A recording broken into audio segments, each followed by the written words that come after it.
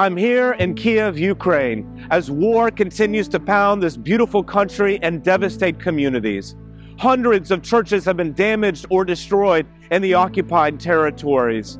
We've visited with pastors who are serving in the occupied territories or along the front lines, and they've shared how Baptist and other Protestant churches have been intentionally targeted because of their commitment to meet humanitarian needs and spiritual needs for those who are fleeing from the war. We've heard from pastors who've shared how Russian invading forces have entered into churches and confiscated all of the Bibles out of those churches, how they've parked tanks in front of churches and left them there as a form of intimidation for the church members. One of the pastors shared how one day while he was at his office, his ministry assistant came in and said, "Pastor, I've just received a call from a Russian soldier who said, because of the work that your church is doing, you don't even deserve a bullet. You deserve to be buried alive." Yet in this horrific and challenging moment, God is at work. We've just finished a conference for hundreds of pastors from around the country that studied together under the theme of 1 Peter, serving God in a time of suffering.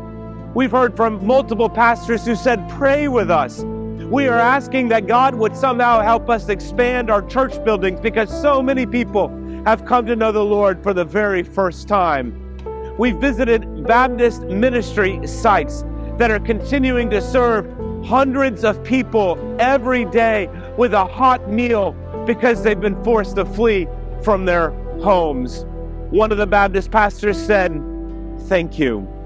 I am convinced that the story that I will be telling my grandchildren is how in this time of suffering, Baptists from around Europe and around the world stood together with us."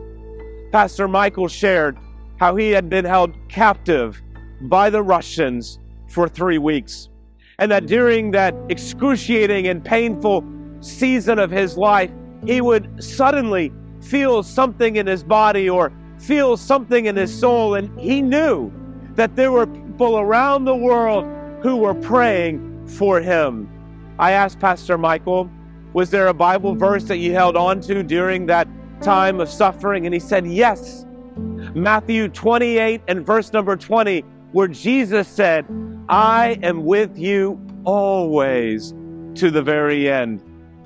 Well, here at the end, where peace meets violent war, Baptists have been holding on to Jesus and serving in remarkable ways.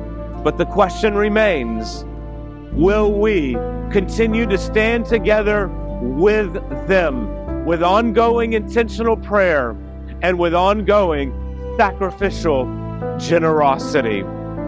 From here, inside Ukraine, God bless you.